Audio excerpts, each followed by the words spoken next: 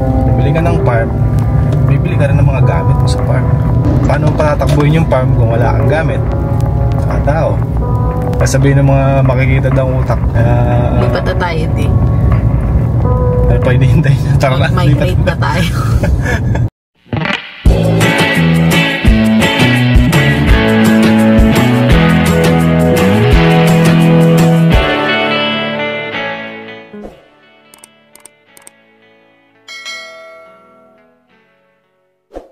Morning mga kabady. Papunta tayo ng ano ngayon, ito Domingo ba yun? Hindi pa eh. Basta dito sa may MacArthur Highway mga kabady, kila Francis Maglalo na. At bibili tayo ng lona para doon sa kabilang farm, para magamit natin pagka magpapatubig tayo. At bibili rin tayo ng ano ngayon, pataba. Papatabaan na natin bukas yung kalamansi sa kabila. Solar it is. Papag-down na tayo. Papag-down na ng solar kay RGDG mga kabady, sa kinukuha na natin ng mga gamit para sa farm. Nakapag-down na kahapon, so pipick upin na lang yun, pero hindi muna natin pipick upin dahil gagawa muna tayo ng frame nya. So yung gagawin nating frame dun ay dibaklas yung gagawin natin para pwede nating ilipat sa kabilang tubo kung sakaling magka-aberya. Isa-isahin natin, pero umpisahan natin sa pagkuha ng lona dito kay Francis Maglalo na mga kabady. Bibili tayo ng number 5 ang sukat kasi ang natin, dito ang solar natin is number 3. So para ginhawa siya ay advice na mas malaki dapat yung lona kaysa doon sa tawag dito pang pang patubig para mas presko. Pagka kasi Voltron, halimbawa Voltron mga kabady, ang size ng Voltron is size yung PVC nyo. Ang gamit namin lona di 8 naman para ginhawang tumulak. Pag kasi sakto-sakto lang, halimbawa size yung PVC nyo ginagamit sa Voltron, tapos size din yung lona ang ginagamit nyo, parang pupot yung Voltron mga kabady. Mas presko kung medyo lalaki yung lonang sako na pampatubig na ginagamit. Sama ko si Commander mga kabady, kami dalawa. Gamit natin yung DJI natin mga kabady. So, mamaya na tayo lulusong sa farm. Pitas natin ng okra ngayon ulit. At mamaya makapananghali siguro makakalusong na tayo. Ang oras natin is 7:38 ng umaga. Galing na tayo naghatid ng estudyante. So pagka uwi ko ng bahay, eto, sisibat na ulit, papunta naman doon. Marcos din papasok na. Dahil pamaya-maya maghahatid din ng pagkain si Mrs. sa mga bata. Tapos tayo bibili tayo ng materyales para sa solar pang frame. Tayo ng tubular na 1.5 ang kapal at saka iba pang mga gamit, mga tornilyo, pang welding. Welding rod. Kasi uwi natin yung welding machine sa farm. Doon. Mga ilang araw gagawin niya? Sa araw lang. Pero may may sukat ka na nun. Alam mo na yung sukat. May sukat na. Kabady, malapit na tayo dito sa puntahan natin. 8 naman, pang Voltron.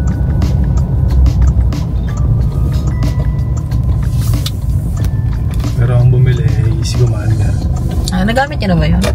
Di pa, tagulan eh. Diba? Pag ganyan mo yung daan ng Lucky Farm. Yaman yarn. Ginawa nating solar pala doon mga kabady is siya, hybrid.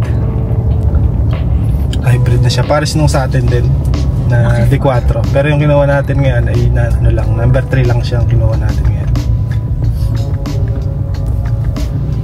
Possible may doon, diba kuryente? Doon kasi yon malapit talaga yung sa kuryente. Hindi kagaya sa Lucky Farm naman, medyo malayo.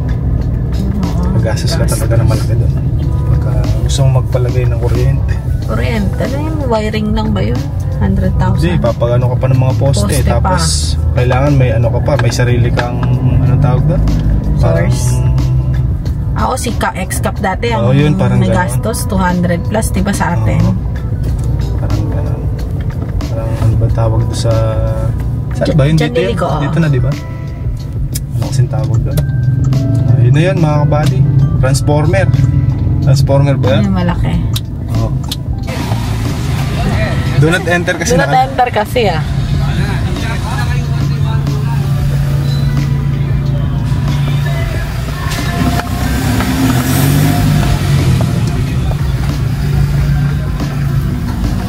Kapag ito gamit mong vlog sa labas, hindi ka na masyadong mahihiya. Kasi maliit. Maliit. Dito yun, di ba? Dilid mo na tayo dito. Okay. So, yun mga kabady, nandun na si Kabads. Napa-reserve na namin to kaya nandyan na lang sa labas, babayaran niya na lang. Bale, hindi ko alam kung magdadagdag pa siya. Pero number 5 yung order namin na lona. Pabaon din ng tubo. Source ng tubig doon. Sa farm 2. So, kakausapin ni Maki yung magpapaschedule kami ng pabaon ng tubo. Tapos, bibili rin ng poso, teflon, elbow, coupling. Yan, yun yung mga sinabi niya. Plus, kami rin yung in charge sa pakain, syempre, ng mga magbabaon ng tubo. So, kapag hindi, tapos na yung trabaho nila Maki, papaschedule na lang siya kung kailan. Tapos, bago yun, magpapataba rin siya. Bibili ko yung pataba mamaya. Then, after nun, sa pataba, ang gagawin nila is, papaschedule naman kami ng roto.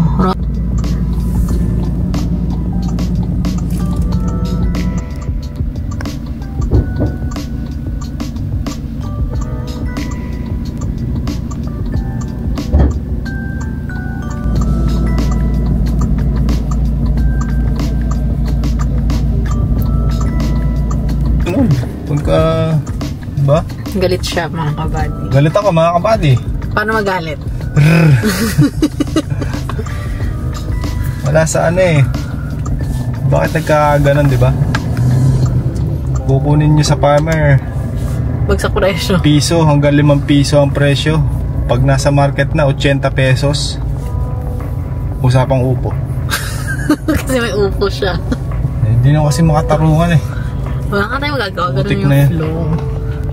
Tapos yung ampalaya, 50 pesos isang peraso. Hinog pa no? Hinog pa. Nak nang. Ay.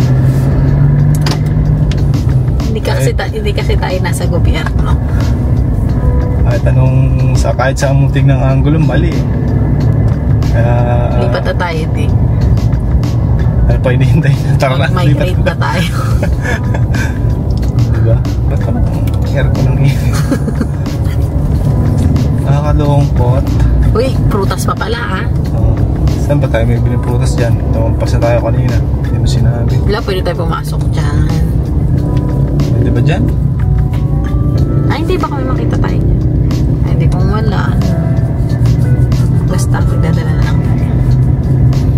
Dala mo ng fish. Ewan ko, Rose. Kada kami ng dadong-dam mga kabady, titingin ako ng isdang pangkaldereta. Pasalubong niya sa mga tano niya sa park. Pasalubong sa mga tropa. Ang masarap kalderetang common eh. Di ba mga kabady nakakalungkot? Buti sana kung ang kuha nyo, di ba? Ganun nga ang kuha, piso hanggang 5 piso minsan sa upo. Ay, mga 20 man lang sana ang benta. Hindi masyadong hirap yung mga Pilipinong farmer. Kaya walang yung mayaman ditong farmer, no? Yung farmer na na talagang farmer. Mga small farmer. Hindi yung mga big time. Mga big time farmer yan. May mga connections na yan eh. Diba? Paano naman ang hanap buhay ng tao pagkagad? Kaya sila diba utang, tapos harvest, bayad utang. Diba? Ganun ang flow ng buhay. Paano makakabayad ng utang kung ang presyo ganun lang? Tapos ang mahal-mahal mo ng pataba, no? Bibili pa pala tayo pataba. Yung pataba nung araw tsaka yung pataba ngayon, parehas lang din mahal. Nung nakaraan nung dati mura. Nung ano pa, mura talaga, 800 lang ang pataba eh, 600. Isang sakong pataba. 1, 2, 1, 5. Ngayon, doble. Doble na, 1.5 ang isang sako, 1.6. Pero ganun pa rin yung presyo. Pero pagka nagyara ka, mas mahal yun. Nasa kulang 3,000 yung sako. 50 kilos lang yun. Ay, presyo ng palay, 5 piso. Kaya sasabihin ng iba, sasabihin ng mga makikita daw utak, ba't kasi tanim pa kayo ng tanim eh? Magpasalamat nga kayo, tatanim pa kami kahit nahihirapan na kami. Kasi kung di kayo magtatanim eh, good luck. sino pang magpapakain, di ba? Kaya dapat bigyan nila ng ano yan, bigyan ng attention dapat. Dapat yan ang priority kasi hindi, di ba kapag election, laging farmer. Ginagamit pangalan farmer para manalo sila. Tapos pagtapos na, bye-bye. Sarap pagsasakay. Hirap kasi yung yung ginagawa nilang gano'n. Dapat greedy ka. Tama lang. Sila literal na greedy talaga eh. Sinabuhay na. Kinuha na lahat eh. Ay, nakita mo yung dun sa di ba? Sa Blue Ribbon, yung 12 billion yung dapat mabudgetan. Ang pinatong 17 billion na. Mas mataas pa doon sa kailangan lang talaga. Tapos yung 17 billion pinaghati-hatian nila. Exhibition, syempre. Galing. Dapat kurot lang. Kung na lumayo, ba't pupunta tayo doon? Nasa usapang farmer lang. Hayaan mo sila doon. Problema nila yun. Eh, syempre alam natin yung mga, diba yung farm, yung anong tawag doon? Yung daanan sa farm to market. Parang ganon. Farm to market. Oo. And, halimbawa yung daan, no? Pinapakpak nila yung daan. Napakatino. Na hindi pa naman dapat. Tapos kung ano yung sira? Kung ano yung sira, yun ang ipagawa. Okay. Market to farm, farm to market na daan, yun ang inaayos nila. Kasi tinan mo, napaka baba na nga ng presyo ng produkto ng mga magsasaka. Pagkatapos nun, hirap pa sila sa pagpunta sa paglabas. Paglabas, papasok. Ay, di ba nagbabayad pa kayo ng kalabaw? Nagbabayad kami ng karyada para makalabas yung yung kalakal. Diba? Malaking kapawasan pa yun. Mura na nga, magbayad ka pa ng karyada. No choice ka naman. Kaysa masira yung Kaya darating din yung panahon na wala na magtatanim. Tingnan nyo man. Dito sa Pinas, no? Pag na lang. Yung darating din yung time na may pambili ka, wala kang mabili. At gusto mong bumili, wala ka rin mabili. Or may mabibili ka, wala ka naman pambili. Dapat give and take na. Hindi lang take and take. Napaka basic na lang eh. Isipin mo na lang eh. Kukunin sa farmer, no? 5 piso. Ngayon, tingnan mo doon sa market, magkano? 80 pesos. Isang peraso ha. Sige, kahit sabihin na natin napakaraming dinaanan yan, bakit naman ganun kalaki? So si farmer, 5 pesos lang ang sa kanya. So yung 75, dyan na sa mga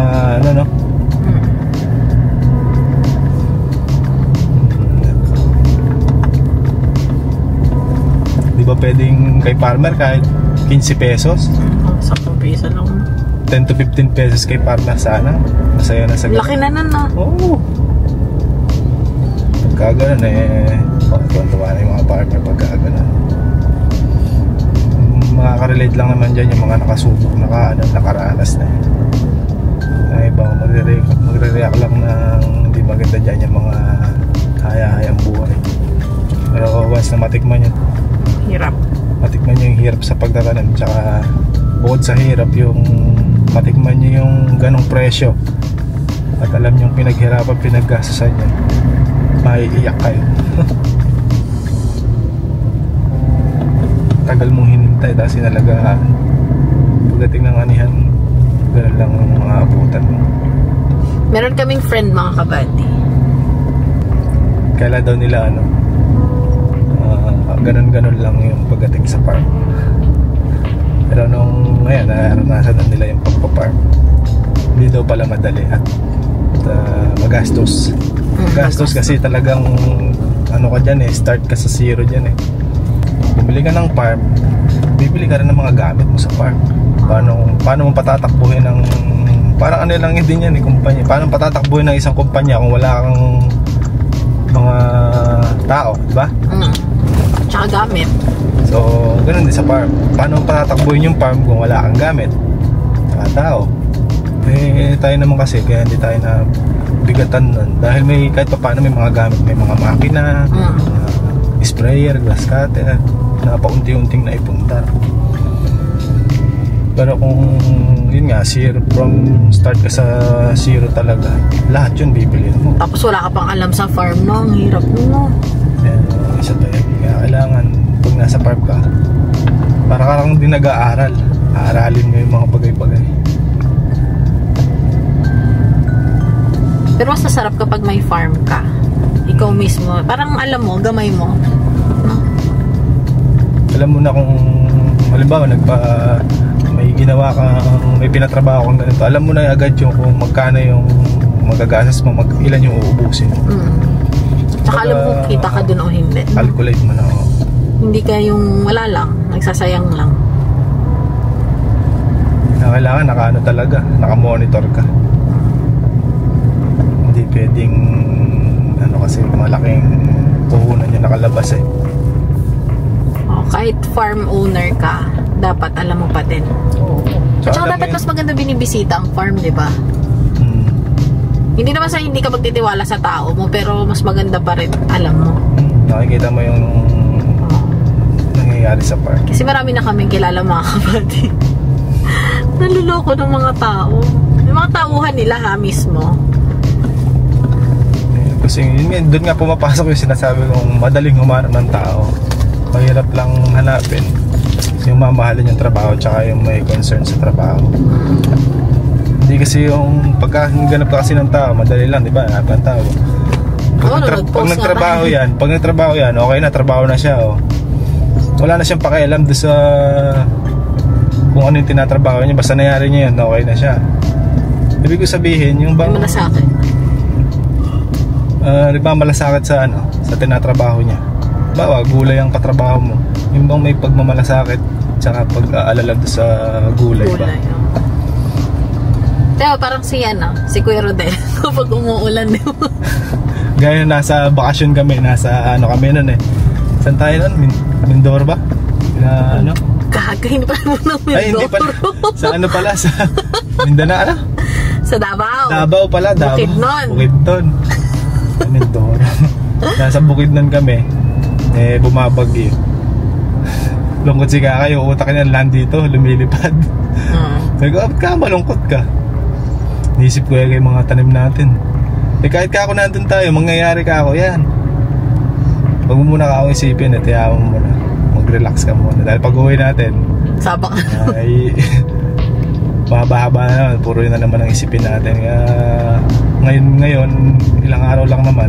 Sabi ko sa kanya, pahinga ka naman. Relax mo yung sarili mo. Tanggalin mo muna sa isip. Tagal na natin si Kaka, no? 4 years na? 3 years. Oo, nasa lumang farm. Di ba yung nararentahan mo pang farm? Yung nagluto siya sa bahay, kailan ba yung pinost ni Habi? 3 years ago? Oo. Nasa bahay na siya nagluluto na. Ayun, nagluluto ni Kaka. Hindi namin alam. First time mo ba dito? Nakapunta na ba tayo dito? Ako nakapunta na dyan. Dito nga, hindi pabalikatan. May flood control sila. Ay, hindi pala.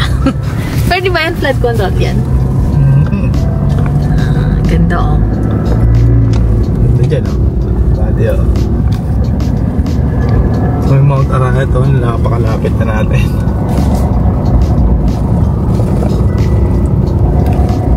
Di ba galing mga kabady na zoom in? Sino-zoom ka? Makatakot naman dito. Bawal ka dito kapag lasing ka. Di ba? Laglag ka dyan. Malalim ba yan? Hindi naman. Hindi naman. Lalim pero bubuluso ka dyan. Tepok ka. Tepok ang lamok dyan. Paisda na yan. Ganda dito, no? Linis. Di ba nandito yung favorite mong nung nakaraan? Si Cara Yes, David. oo. Favorite niya si Cara David. Favorite niya. Lagi ka siyang nanonood ng documentary. Tapos saan? Dito, kanan. Bawal. Ayun. Okay. So parang susundan mo lang to. Hindi. Dito lang yun. Kung dalok lang. Di ba naakyat mo na yan? Isang araw lang, no? 6 hours. Hindi ko kaya yan. Kilala ka? Ayun yung may apo. May batang oo. Kuya Maki daw, Ngayon lang nakapunta dito. Tingin tayo isda. Binibenta talaga nila yan.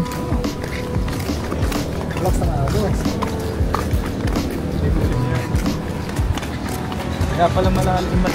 Malakas, Mamaya iso-zoom natin, guys. Wait lang, ilagay natin baka mahulog. Ang galing. No entry pero papasok tayo. Ay, ang galing naman nila.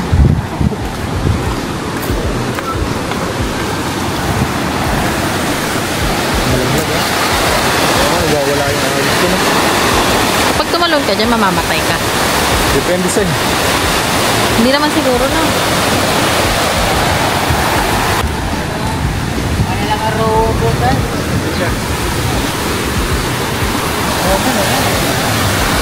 Pero may naman naman ito kag-diretso. May mga kabady yung pang huli nilang isda. Bomo, wala. Palukso. Iyapin po yung palukso yan. Salok. Salok. Ari ito makapakanyang po. Meron ba? Meron ito kag-diretso.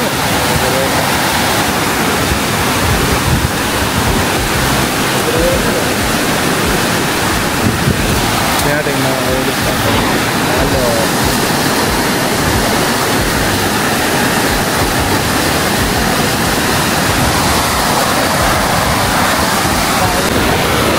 Mga kabady, kumukulo yung tubig, Yan, doon galing yan. Dito galing yan sa kabila. Ito, dito. Ito ano to, Pampanga River pa rin yan. Galing sa? Obisi yan. Dito ba yung sa atin? Doon. Hindi ito. Hindi yan, patuloy na ng arayat yan. So ito yung Nueva Ecija. Hindi nakakatakot dito. Matitibag mo. Buta yan. Hindi naman yung mga penet nilang pangangat ng mid. Oo. Siyempre may force yan. Ay, grabe. Pandugtong nila ng Yung tulad. salo, palukso. Ayan. Yung net. Ano yan? Panghuli ng isda. Talagang dito na talaga nakatambay, no? Shucks. Ayun yung palukso. Ayan. Ano, nakakatakot. Dito. Hindi pwede bata dito.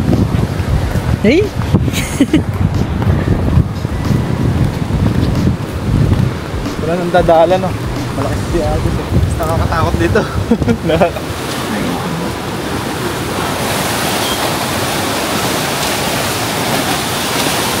Pag-init na matulula ka na makakalula. Ayun.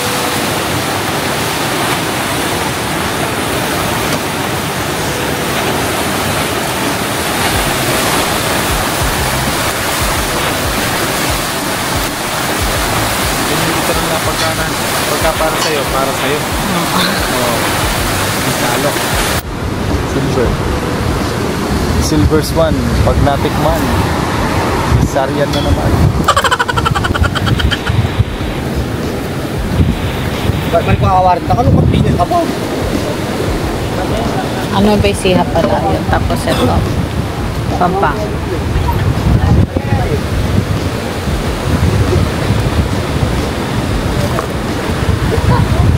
Malaglag siya. Hindi ako nalaglag.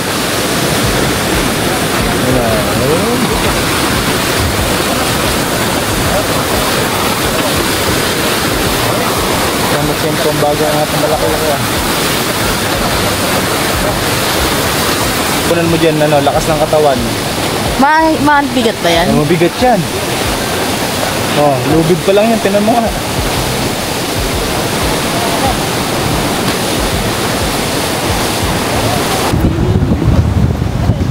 yung mataba. Ay, bata.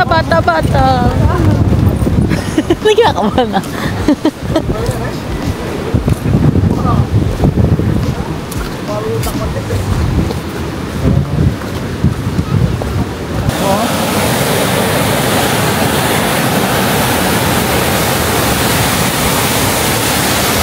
Laki ng pinto, no?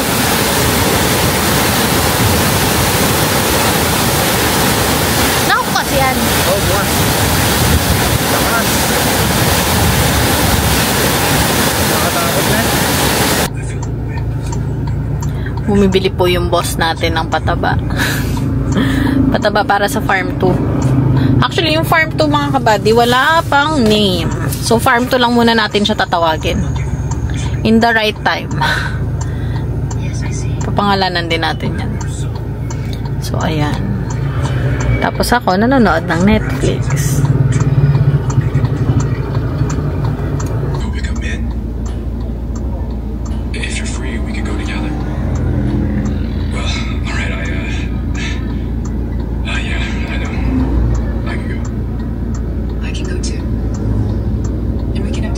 Patigat na kay Kenny. Gusto mo daw lakatan? Magkano? Ayun o. Magkano? Bottle na. 130.